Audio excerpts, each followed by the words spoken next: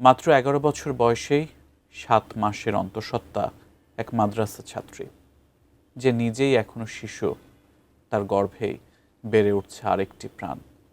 ঘটনাটি নাড়িয়ে দিয়েছে পুরো দেশকে। অভিযোগ উঠেছে মাদ্রাসা শিক্ষক আমানুল্লাহ সাগরের লালসার শিকার হয়েছে শিশুটি। তার বিরুদ্ধে মামলাও করেছে ভুক্তভোগীর পরিবার। তবে এবার ঘটনার বিস্তারিত নিয়ে মুখ খুলেছেন অভিযুক্ত শিক্ষক। অজ্ঞাত স্থান থেকে দিয়েছেন নতুন বার্তা। নেত্রকোনা প্রতিনিধি শামীম আহমেদের পাঠানো তথ্য ছবিতে বিস্তারিত দেখুন ডেস্ক রিপোর্টে। বিছানা ঝাড়ু দিতে গেছি, তারপরে দরজাটা লাগাই লাইছে, তারপরে এরকম ওর মৃত্যুদণ্ড। মেয়েটা তার এই নানার সাথে রাতের বেলা ঘুমায়। সে নিজেই বলছে টেস্ট করা হোক যে আসলে এই বাচ্চা বাবাকে।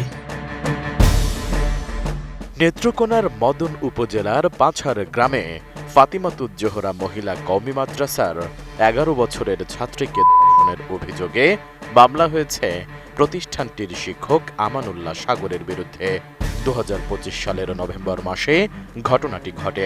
দীর্ঘদিন ভয়ভীতি, লজ্জা ও চাপে বিষয়টি চাপা থাকলেও বর্তমানে শিশুটি ৭ মাসের অন্তঃসত্ত্বা হয়ে পড়ায় ঘটনাটি প্রকাশ্যে আসে।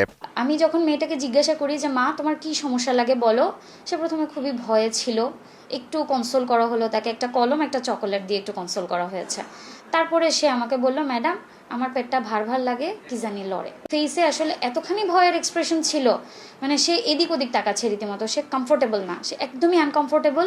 ফিজিক্যাল এক্সামিনেশনে জানা যায় যে বাচ্চার সিম্ফাইসিয়া ফান্ডাল হাইট, যেটা মানে আমরা ইউটারাসের হাইট যেটা মেজার করি প্রেগন্যান্সিতে, এটা কিন্তু এইজ করেসপন্ডিং এক একটা হাইট আসে। তো এই বাচ্চার হাইট তখনই অলমোস্ট 25-26 উইক্সের মতো। ভুক্তভোগী শিশু জানান, কখনো মসজিদের বারান্দায় কোলে বসিয়ে, কখনো মাদ্রাসার রুমে আটকে রেখে চলেছে এই নিষ্ঠুরতা। শিশুটি যখন চিৎকার করার চেষ্টা করেছে, তখন অভিযুক্ত ওই শিক্ষক তার মুখ চেপে ধরেছে। এমনকি মামার কাছে বিচার দেওয়ার কথা বলেও ভয় দেখিয়ে দীর্ঘ সময় ধরে এই নির্যাতন আড়াল করে রাখা হয়েছে। আমি মাদ্রাসাতে পড়তাম। মাদ্রাসা ছুটি হইলে হুজুর বলছে রুমটা ঝাড়ু দিয়ে যাইতাম মসজিদ। তারপর মসজিদটা ঝাড়ু দিতে গেছিলাম, তারপরে আমি বলছে আমার বিছানাটা ঝাড়ু দিয়ে দিই। তারপর বিছানা ঝাড়ু দিতে গেছি, তারপরে দরজাটা লাগাই লাইছে, তারপরে এরকম ঘটনা। তারপরে হুজুরে বলছে বাড়িতে কাউরে বলবো না, বললে নাকি মারবে, ভয় দেখাইছে। ভুক্তভোগী শিশুর মা সিলেটে গৃহ পরিচারিকার কাজের জন্য থাকতেন, তাই শিশুটি নানার বাড়িতে থেকেই পড়াশোনা করত। কিন্তু হঠাৎ মেয়েটির শারীরিক পরিবর্তন চোখে পড়লে মা সোমা আক্তার সন্দেহ করেন। পরে তিনি মেয়েকে জিজ্ঞাসাবাদ করলে শিশুটি মাদ্রাসার শিক্ষক সাগরের দ্বারা ধর্ষণের কথা স্বীকার করেন। পরে মদন উপজেলার একটি ডায়াগনস্টিক সেন্টারে পরীক্ষা করানোর পর শিশুটির মা বিষয়টি নিশ্চিত হন। বাড়িতে আসার পরে আমার মেয়ের পেটের উপরে হাত পড়লো আমার। পড়ার পরে আমি জানতে পারলাম, কিন্তু আমি তারপরেও শিওর না। আমি আবার গেলাম মদন, গিয়ে আলটা করলাম। আলটা করে দেখলাম ও 6 মাস হয়ে গেছে গা। পরে আমার মেয়েরা চাপ দিছি, কইছে এই ঘটনা কার লগে হইলো। কইলো মাদ্রাসার হুজুরের লগে। সাগর হুজুর এ থেকে ফলাইছে আমারে দেখে। সাগর হুজুরে এই ঘটনা ঘটাইছে, বুঝছো?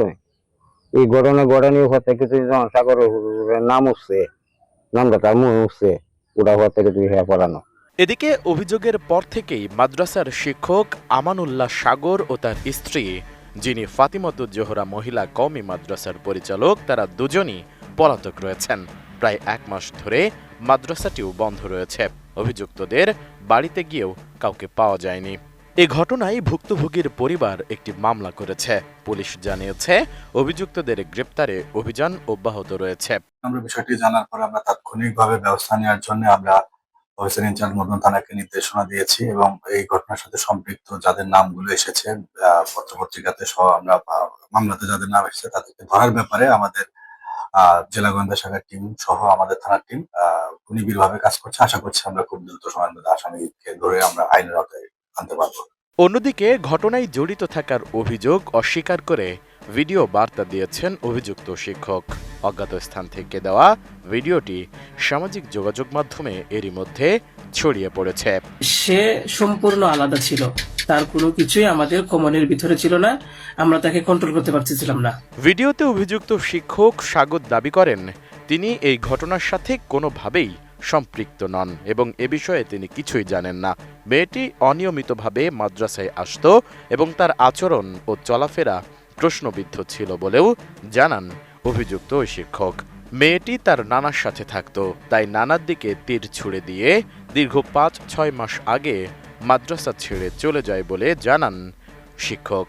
প্রকৃত অপরাধী শনাক্ত করতে ডিএনএ টেস্ট ও সুষ্ঠু তদন্তের দাবি জানান তিনি।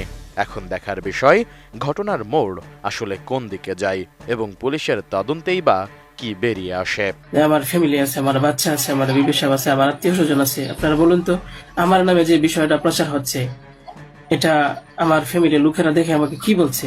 আপনারা অপরাধী খুঁজে বের করার আগেই যদি আমাকে অপরাধী বানিয়ে ফেলেন, তাহলে তো আসল অপরাধী পার পেয়ে যাবে।